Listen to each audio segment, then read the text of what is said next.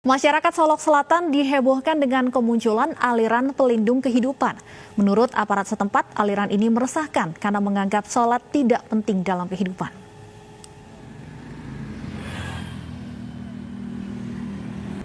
Kemunculan aliran pelindung kehidupan di Solok Selatan, Sumatera Barat menjadi perhatian masyarakat dan pemerintah setempat.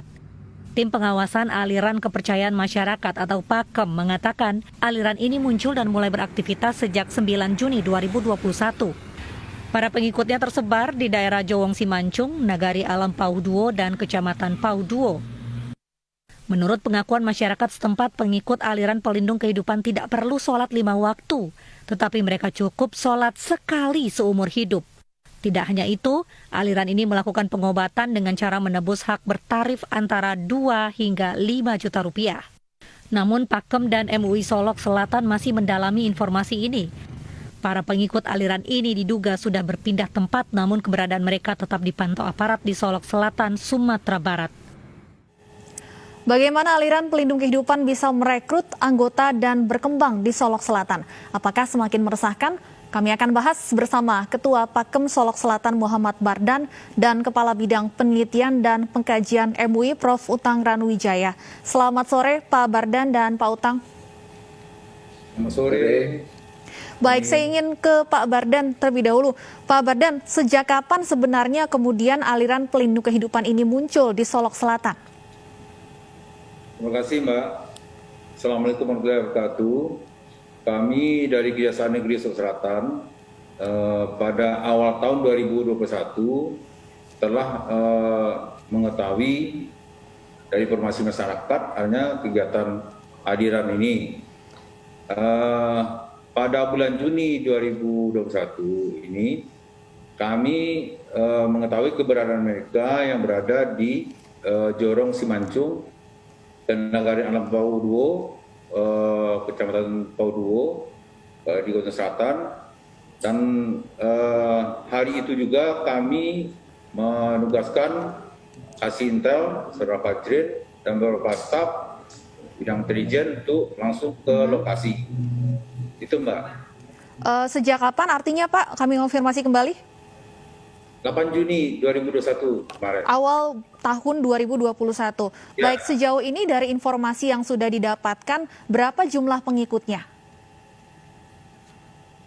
Ketika kami turun tanggal 8 Juni 2021 tersebut pada malam hari, itu diinformasikan ada sekelompok orang yang diduga aliran kehidupan ini sekitar 40 orang. 40 orang. Sampai saat ini perkiraan masih di jumlah yang sama atau sudah bertambah, berkurang? Kami memantau terus kegiatan mereka. Karena kegiatan dilakukan pada malam hari, yaitu dari habis Ba'da Isya sampai subuh, itu semakin lama semakin berkurang informasi dari masyarakat setempat.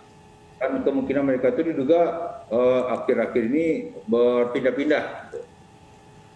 Baik, kegiatannya berlangsung pada malam hingga dini hari. Dari temuan PAKEM pengawasan aliran kepercayaan masyarakat sejauh ini, apa saja kemudian ajaran dari aliran ini yang dianggap menyimpang? Dari hasil informasi sumber yang kita tanya, antara lain dari Ketua Jorong. Ketua Jorong itu di bawah desa. Kalau di sini desa itu Nagarian, Mbak. Jadi dari Ketua Jorong, kemudian Jorong sebelah daerah sebut ada 3 jorong yang kita minta. Karena jaraknya cukup jauh, maka kita mengambil radius yang cukup merepresentasi kegiatan-kegiatan ini. Pak Bardan, benarkah bahwa aliran ini mengajarkan bahwa sholat tidak diwajibkan, kemudian tidak perlu mengaji, tidak diwajibkan berpuasa? Hal-hal seperti ini benar diajarkan dalam aliran ini? Benar, Mbak. Jadi itulah beberapa hal yang bertentangan dengan ajaran agama, khususnya agama Islam, di mana ajaran pelindung kehidupan ini dengan modus media pengobatan, Pak. Jadi karena dia memiliki kemampuan dalam mengobati pasiennya, sekaligus mereka menggunakan momen itu untuk rekrut anggota menjadi acara pelindung kehidupan ini.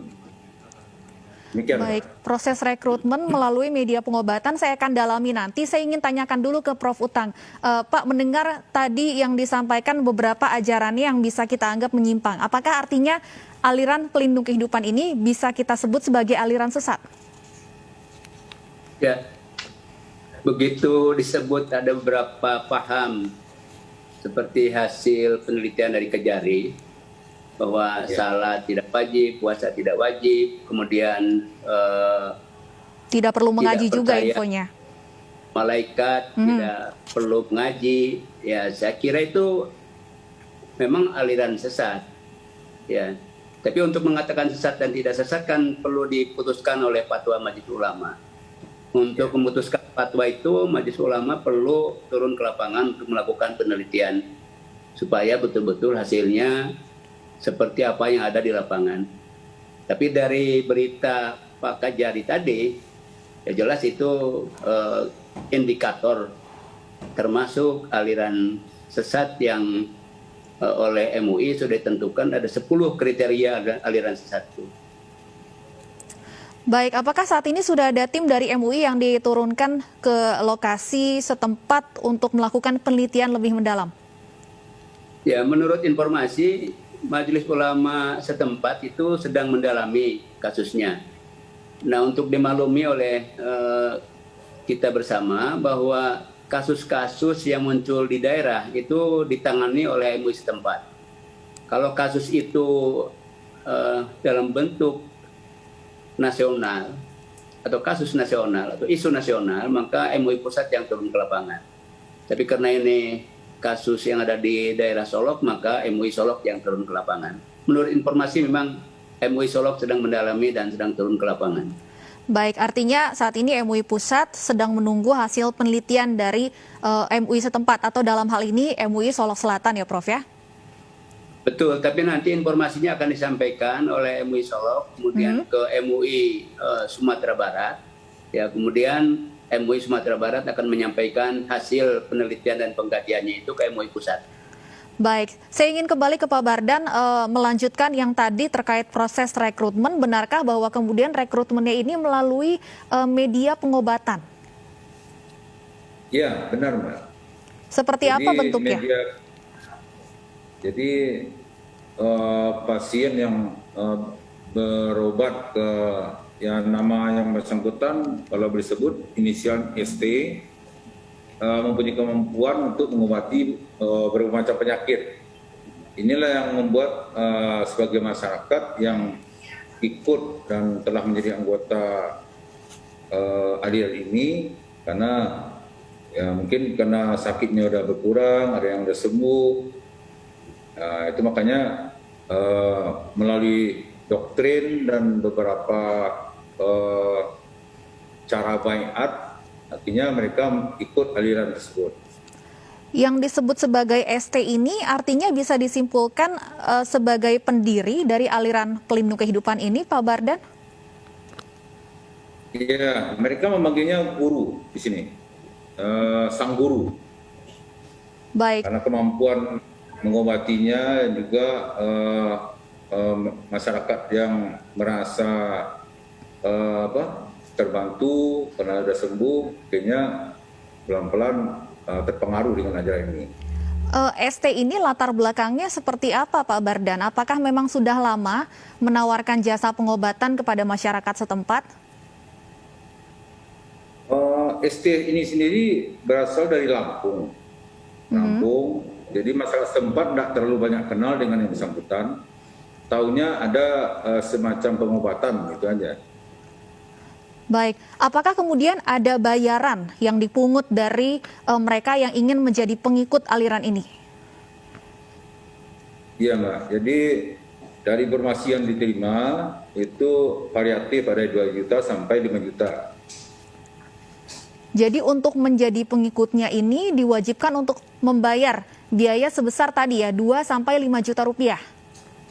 Ya. Perbedaan atau variasi harga ini tergantung apa Pak Bardan?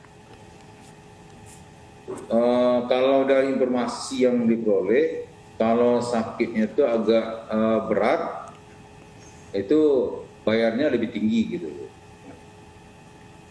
Baik, Prof. Utang, mendengar bahwa kemudian ada biaya yang dipungut, apakah kemudian artinya ini bisa diusut juga sebagai dugaan kasus penipuan dan sebagainya? Perlukah kemudian melibatkan pihak kepolisian juga dalam kasus ini?